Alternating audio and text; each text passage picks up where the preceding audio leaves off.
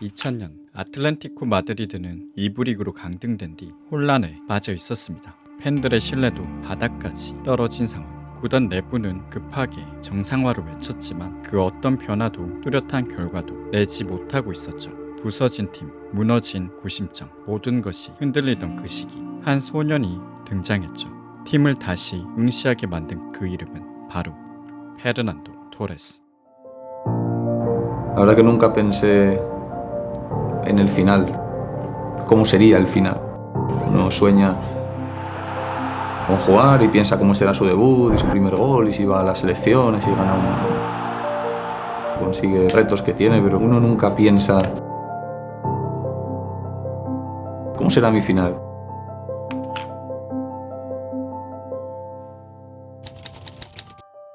페르난도 토레스는 어릴 적부터 수줍음이 많은 아이였습니다. De pequeño era muy tímido, demasiado tímido, me perdí muchas cosas. 또 칠칠맞게 준비물을 자주 잃어버려 어머니께 늘 꾸지람을 듣던 아이였죠. Una de las cosas que mi madre me echaba en cara, mi madre de pequeño. 하지만 그런 토레스를 변화시킨 건 바로 축구였습니다. 토레스가 축구를 시작한 이유는 다름 아닌 그의 형 때문이었죠. 형이 공을 차면 토레스도 자연스럽게 그 옆에서 공을 찾고 동네 축구장에서 이 팀 저 팀에 뛰며 끼다 보니 토레스는 조금씩 수줍음을 극복해 나갔습니다.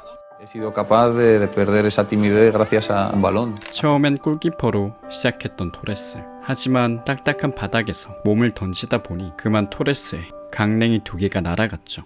Y un día llegué a casa con mis dos dientes en la mano. 화가 난 어머니는 당장 골대에서 멀어지라고 토레스에게 이야기했고 그렇게 토레스는 공격수로서 첫걸음을 내디뎠죠. 공을 잡은 토레스는 금세 그 재능을 드러내기 시작했습니다. 지역 유소년 팀에서 월반을 거듭하며 2-3살 많은 형들과도 거리낌 없이 함께 뛰기 시작했죠. 형들을 따라 이끌려갔던 축구장은 어느새 토레스에게 가장 재미있는 놀이터가 되어 있었습니다.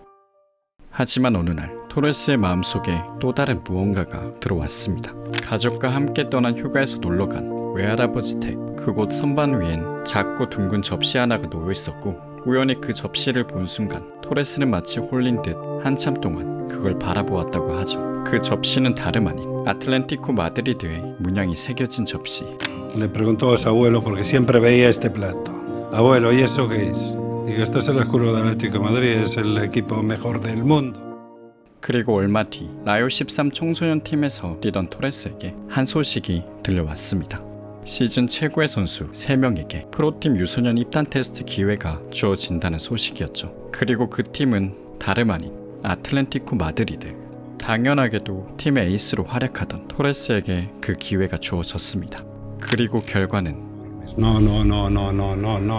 Y no. Y apareció uno que se llama Fernando Torres y sí, directo. 합격이었죠. Yo ahí me di cuenta, digo, algo tiene. 프로 유소년 팀, 그것도 자신이 응원하던 팀에서 뛴다는 건 11살 소년에게는 흔치 않은 행운이었습니다. 하지만 그때 토레스는 자신이 진짜 프로 선수가 될 거라고는 상상도 하지 못했다고 하는데요. 그에겐 축구가 아직까진 단지 재미로 하는 놀이에 불과했기 때문이었죠. 가족들도 축구가 재미없어지면 언제든지 그만두라고 이야기했죠. Infinidad de días le he dicho, Fernando, si te cansas, no venimos más. Tú tranquilo. 하지만 축구장이 콘크리트 바닥에서 잔디밭으로 바뀌고 여름이 지나 겨울이 되었어도 토레스의 축구에 대한 열정은 조금도 식지 않았습니다. 오히려 그 열정은 더 깊어져만 갔죠. 아틀레티코에 대한 마음도 마찬가지였습니다. 선수이자 팬으로서 시간이 흐를수록 더 이상 토레스에게 아틀레티코는 단순한 소속팀이 아닌 자신의 뿌리가 되었죠.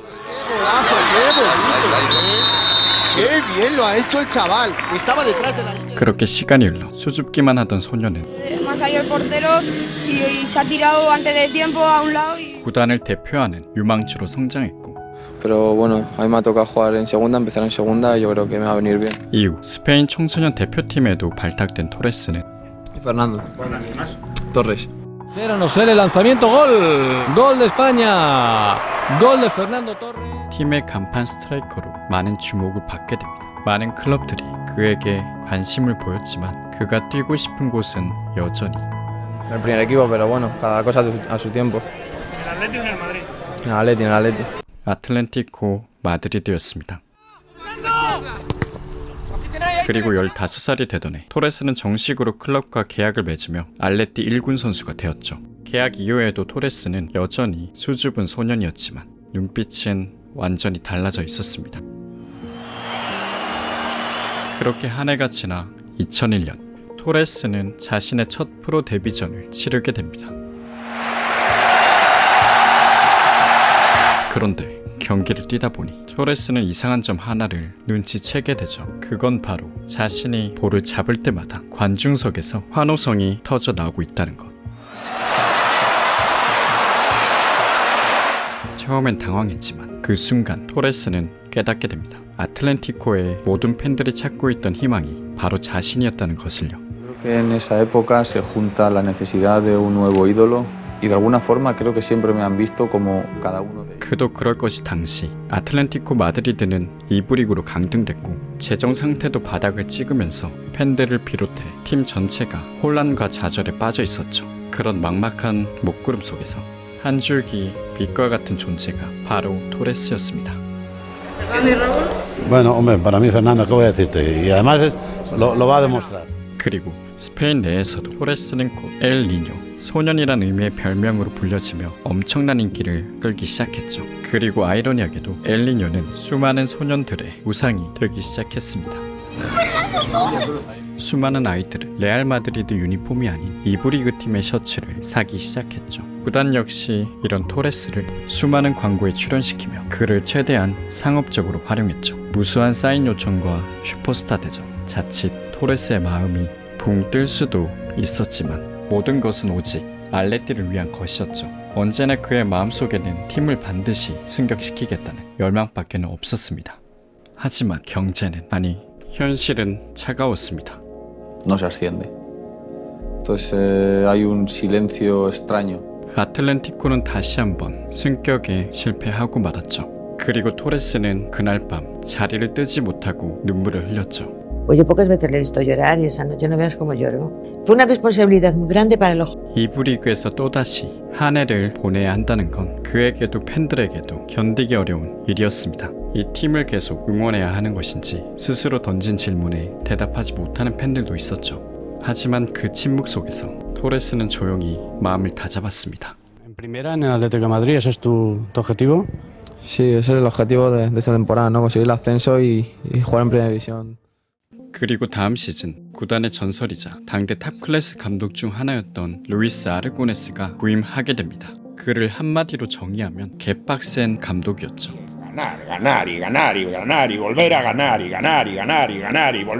토레스의 재능을 한눈에 알아본 그는 1대1 맞춤 훈련을 통해 그의 잠재력을 일깨워냈죠. 특유의 카리스마로 선수들을 강하게 몰아붙이던 아르고네스의 방식은 소극적이었던 토레스를 서서히 변화시켰습니다. 미디어에 대응하는 법까지 하나하나 알려주었던 아르고네스는 토레스에게 있어 자신의 커리어 첫 스승과 마찬가지였죠. 시즌이 시작됐을 때 토레스는 한층 더 성장한 모습으로 경기장을 누비기 시작했습니다.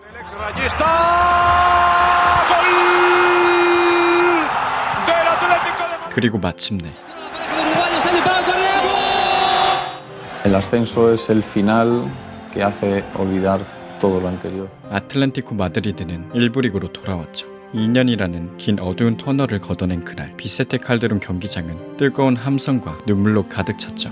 그리고 그 한가운데 이제 겨우 18살이 된 토레스가 서 있었습니다.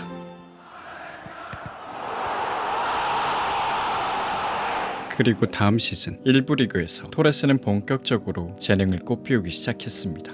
2부에 있을 때보다 더 많은 득점을 기록하며 세계적인 선수들을 상대로도 결코 주눅들지 않았죠. 토레스는 이제 더 이상 유망주가 아닌 팀을 짊어지고 나아가는 에이스였죠. 그리고 그해 아틀레티코 마드리드가 토레스에게 주장 완장을 건네며 구단 역사상 가장 어린 캡틴이 탄생하게 됩니다. 동시에 그는 전 유럽이 주목하는 선수로 떠오르게 됩니다. AC 밀란, 맨체스터 유나이티드, 인터 밀란, 그리고 무엇보다 가장 강력하게 연결됐던 레알 마드리드까지 그의 영입에 대해 문의했지만 토레스는 결코 흔들리지 않았습니다. 귀 기울이지도 않았죠. Yo nunca he hablado con el Real Madrid, nunca. Creo que eso sí es una traición a una manera de... 하지만 이 어린 가장은 곧 한계에 부딪혔습니다.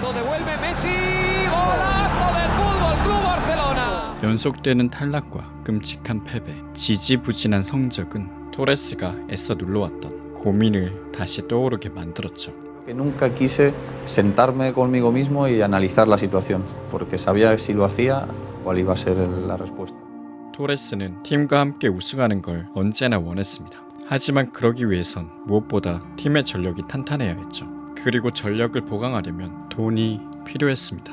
그리고 구단이 그 자금을 확보할 수 있는 유일한 방법은 단 하나, 바로 토레스가 팀을 떠나는 것. En aquel momento el club necesitaba más de muchos que pudieran aportar más para hacer el equipo más competitivo que uno solo sobre el que descargar todo. 팀에 남는 것이 팀을 위한 일이라 믿었지만 오히려 그 선택이 팀의 앞길을 막고 있는 건 아닐까. 문득 토레스에게 그런 생각이 들기 시작했죠. 그렇게 토레스는 구단과 그간 하지 못한 이야기를 나눴고 결국 팀을 떠나기로 결정하죠. Que esto sea un hasta luego, ¿no? Siempre en mi cabeza. 언젠간 다시 돌아올 미래를 그리며 토레스는 고향을 떠나는 차 안에 조용히 몸을 실었습니다. Cuando me veo en ese coche me doy cuenta de que es de verdad, de que ya no hay vuelta atrás. Una tristeza profunda a la sensación de querer empezar algo. 그리고 토레스는 리버풀에 도착하게 됩니다. 이적료는 약 500억 원으로 리버풀 클럽 역사상 최고 금액의 이적이었죠. 리버풀이 그 거액의 이적료를 기꺼이 지불한 이유는 단 하나, 리그 우승이었죠.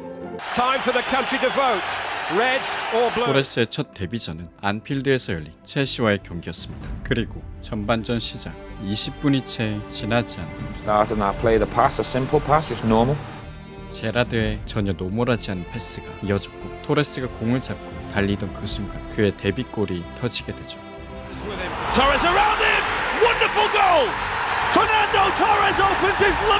골이 나오기까지 걸린 시간은 단 몇 초였지만 그 몇 초만으로 리버풀 팬들은 이 선수가 진짜라는 걸 바로 알아보게 되었죠. 그리고 그 시점부터 From then, he just got better and better.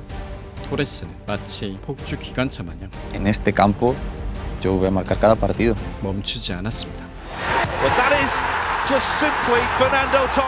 경기마다 그는 엄청난 임팩트를 보여주기 시작했고 모든 팀들의 감독이 토레스를 막아볼 궁리를 했지만 이 스페인산 스트라이커를 아무도 막아낼 수 없었죠. 그렇게 토레스는 데뷔 시즌 33골을 기록, 리버풀 데뷔 시즌 최다골과 프리미어리그 외국인 선수 데뷔 최다골까지 동시에 갈아치우며 단 첫 시즌 만에 9번의 전설을 써내려갔죠. The Liverpool fans fell in love. He was made for Liverpool. 경기장에 곧 그를 위한 응원가가 울려 퍼졌고 리버풀은 토레스에게 있어 곧 제2의 고향이 되었죠. Dicen antes que yo necesitaba para saber que el vínculo entre jugador y afición, que yo siempre he necesitado tanto, existía. 그리고 2008 유로 클럽과는 전혀 다른 국가 대항전은 새로운 무대였지만 자신의 은사 루이스 아르고네스 감독이 팀을 맡았기에 토레스는 더욱 자신감을 가질 수 있었습니다. Y antes de salir a la final me dio un beso en la frente y me dijo, niño, tiene que salir ahí, marcar 2 goles y hacernos campeón de Europa y tiene que ser usted. Y por suerte sucedió. 그렇게 유로 2008 결승전에서 결승골을 터뜨리며 토레스는 그 해를 완전히 자신의 해로 만들어버렸죠. 44년 만에 찾아온 조국의 메이저 대회 우승을 결정지은 토레스는 같은 해 발롱도르 최종 후보 3인의 이름을 올리며 프리미어리그 등장 단 1년 토레스는 월드클래스 공격수로 인정받게 됩니다. 이제 남은 것은 리버풀을 최정상으로 만드는 일. 개막전에서부터 골감각을 보여준 토레스를 중심으로 베니테즈는 제라드를 섀도우 스트라이커로 활용, 이 둘의 위력을 극대화하는 방향으로 전술을 재정비했죠. 두 사람은 리버풀의 공격을 이끌며 가공할 만한 파괴력을 보여주었죠. I played for Liverpool for 17 years as a professional, but Fernando made me feel different. Every time I go onto the pitch, I felt as if I could either assist a goal or score a goal. My best years were when Fernando arrived. Con Gerard es que he sido un privilegiado y he podido disfrutar de uno de los mejores jugadores del mundo. Reunía todas las condiciones que yo necesitaba para brillar. 그렇게 리버풀은 하죽지세로 달려갔습니다. 특히 3월 레알 마드리드와 맨유를 각각 3점 차의 대승리로 꺾어내며 그 누구도 이 팀을 그리고 이 콤비를 막아낼 수 없는 것처럼 보였습니다. 하지만 항상 더 질긴 쪽이 챔피언이 되는 법. 후반기 맨체스터 유나이티드가 압도적인 상승세를 타며 11연승을 기록. 결국 순위를 뒤집고 말았죠. 승점은 단 4점 차이. 리버풀은 아쉽게도 준우승에 머물렀지만 팬들은 실망보다 희망을 품었습니다. 제라드와 토레스, 이 둘의 조합은 분명 한 시즌으로 끝날 이야기가 아니었기 때문이죠. 그런데 다음 시즌 예상치 못한 변수가 발생하게 됩니다. 토레스가 치명적인 부상을 당하게 된 것. 처음엔 절뚝거림 정도에 불과했지만 경기가 끝난 뒤 토레스의 무릎은 마치 풍선처럼 부풀어 있었죠. 그 시기 아이슬란드 화산 폭발 사건이 일어났죠. No se puede volar.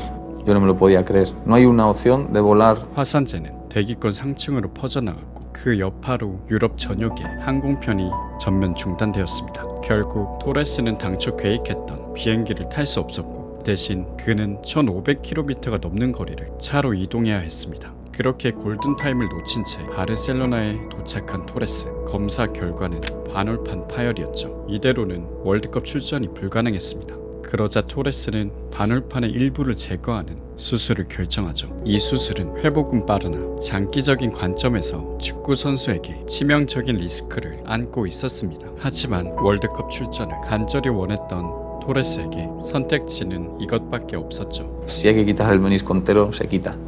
No me importa a qué precio, pero yo tengo que estar en ese mundial porque sé. 결국 토레스는 수술대에 올랐고 남은 시간 다가오는 월드컵을 위해 오직 재활에만 집중했죠.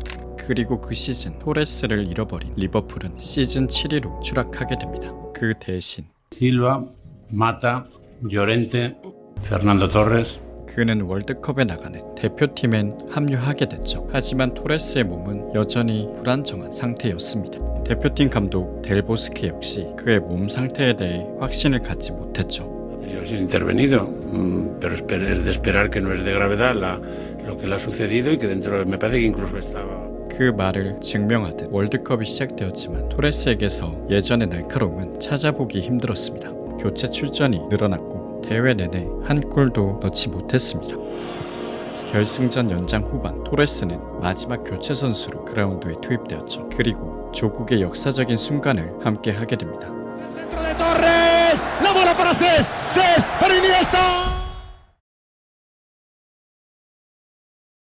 하지만 기쁨도 잠시. 결승전에서 그의 무릎은 더 이상 버텨내지 못했죠. 토레스는 결국 그라운드에 쓰러지고 말았습니다. Y recuerdo ir en la camilla tapándome los ojos. Cuando estamos ya en el vestuario, nos dicen que acabó el partido y que somos campeones del mundo. 축구 선수로서의 최고의 영예를 안았지만 토레스의 마음은 복잡했죠. 마치 자신의 축구 인생 일부를 잃어버린 듯한 기분이었습니다. Ese momento quizá es una de las primeras veces que, y si merece la pena sacrificar todo por un momento, ser campeón del mundo por todo lo que arriesgué, o habría sido mejor seguir luchando en mi carrera. ¿Afectó o no afectó? 그리고 토레스가 안필드에 온 지도 어느덧 5년. 클럽은 처음 그가 왔을 때와는 전혀 다른 모습이 되어 있었습니다. 이적 당시 약속됐던 투자와 보강은 이루어지지 않았고 El club está destruido y no sé por dónde vienen, pero apuñalan y me traicionan. 한때 손에 잡힐 듯 가까웠던 우승이 멀어져 가자 토레스에게 이적은 선택이 아니라 현실에 따른 대답이 되었죠. 그리고 동시에 그에게 배신자라는 낙인이 남게 되죠. 팀의 캡틴 제라드가 직접 대화로 만류했음에도 팀을 떠났다는 사실. Not many people can play with my heart. Fernando Torres, when he came to me and we spoke face to face, but I remember the day and it was one of the worst days of my football career for sure. 하필 이적한 곳이 오일머니를 상징하는 첼시였던 것. 그 모든 것들이 리버풀 팬들에겐 상처가 되었습니다. 분노에 휩싸인 일부 팬들은 그의 유니폼을 불태우고 저주를 퍼붓기 시작했죠. Yo entiendo la reacción de la gente y el enfado y la decepción. No pensé en todo lo que lo rodeaba, en la rivalidad. 그리고 공교롭게도 토레스의 첼시 데뷔전 상대는 바로 리버풀이었습니다. 푸른 유니폼을 입고 토레스가 안필드로 돌아오자 그를 맞이한 건 거센 야유였습니다.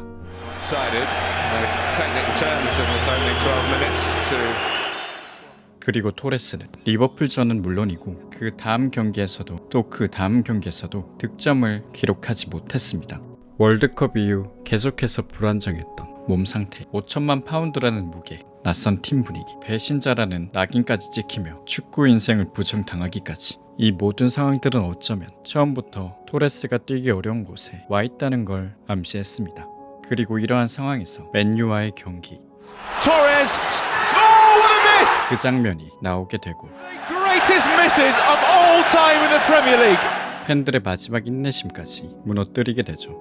첼시 팬들에게도 비난을 받기 시작하며 토레스는 이제 끝났다, 모두가 그렇게 단정 지었던 그때 열리게 된 챔피언스리그, 첼시에게 유일한 우승 희망이자 토레스에게도 사실상 마지막 기회나 다름없었던 이 대회, 한 골만 더 실점하면 탈락이 확정되는 상황. 후반 추가 시간, 바르셀로나의 마지막 공격을 걷어냈고 그 공은 토레스에게 떨어졌죠.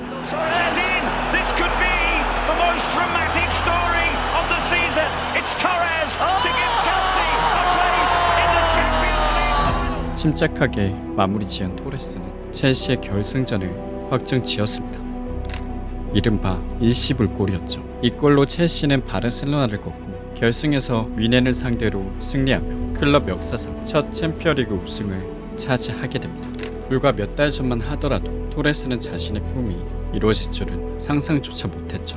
Por eso el fútbol es tan grande, porque en esos minutos me da una oportunidad de ser protagonista. 그리고 챔스 이후 토레스가 살아났다는 평가가 쏟아졌습니다. 유로 2012 결승, 한 골 한 도움을 기록하며 지난 월드컵의 아쉬움을 깨끗이 씻어냈죠.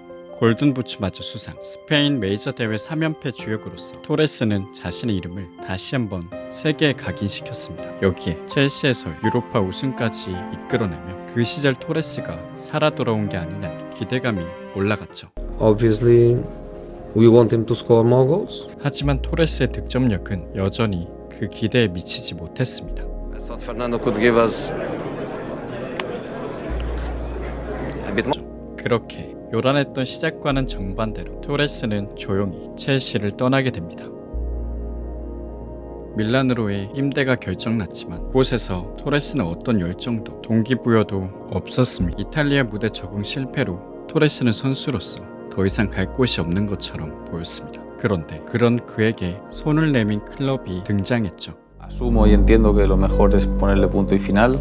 Entonces, cuando surge la primera vez la posibilidad de ir al Atlético. 바로 토레스의 축구 인생이 시작되었던 친정팀 아틀레티코 마드리드. 당시 알레티는 공격진의 변화가 필요한 시점이었습니다. 핵심 선수들이 팀을 떠난 상황에서 영입한 체르치는 자리를 잡지 못했고 결국 구단은 체르치를 시즌 도중에 밀란으로 임대 보내기로 결정하죠. 그리고 이 과정에서 팀의 레전드이자 젊은 선수들의 멘토가 되어줄 수 있는 인물 페르난도 토레스의 복귀가 추진되었던 거죠. 그렇게 마트레이드 형식으로 이적이 진행됐고 토레스는 7년 만에 고향팀으로 돌아오게 됐습니다. 토레스의 환영식, 경기장을 가득 메운 붉은 물결, 그 숫자는 무려 45,000명. 그리고 팬들은 마치 그를 처음 봤을 때처럼 박수를 쳐주었습니다. Que no fue una presentación, era un reencuentro. 그리고 돌아온 토레스는 매 경기 주목받는 플레이어는 더 이상 아니었지만 자신에게 주어진 역할을 묵묵히 수행하며 자신을 되찾기 시작했죠. 그러나 중요한 순간 그는 존재감을 드러냈죠. 레알전에선 2골을 기록했고 특히 캄프누 원정에서는 경기 시작 40초 만에 골을 넣으며 팬들을 열광시켰습니다. 그 순간만큼은 그는 다시 알레티의 중심에 서 있었죠. 그리고 마침내 토레스가 아틀레티코와 함께 우승컵을 들어올리게 됩니다. 고향팀의 유니폼을 입고 들어올린 처음이자 마지막 트로피는 그 어떤 우승보다 값진 의미를 가지고 있었죠. 그리고 이것은 토레스가 쓰는 아틀레티코 이야기의 마지막 장이 되었죠. 토레스의 고별전은 비세테 칼데론이 아닌 새로운 경기장 완다 메트로폴리타노에서 치러졌습니다. 과거의 끝과 새로운 시작을 함께하며 토레스는 팬들에게 마지막 인사를 보냈죠. Bueno, por todos esos que están en el tercer anfiteatro,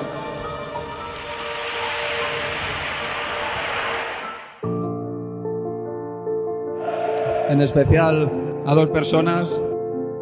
También me gustaría mencionar a mi abuelo,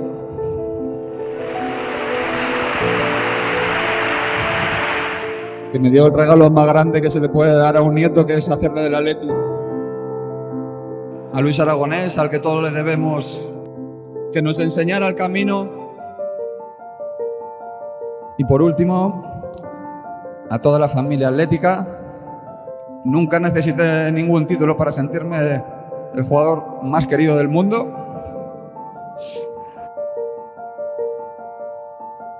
Haya hecho lo que haya hecho, por lo que me queráis tanto, me habéis hecho sentir la persona más feliz del mundo. 너무 빨리 빛났고 그래서 더 빨리 어두워진 영웅 페르난도 토레스. 하지만 그 긴 터널에서 되돌아가 자신의 오래된 자리로 돌아왔을 때 그는 비로소 다시 빛을 보게 됐죠. 그렇게 소년에서 신화가 된 토레스는 자신의 할아버지가 그랬듯 모든 아틀레티코 팬들이 그들의 아이와 손자에게 들려줄 수 있는 전설이 되었습니다.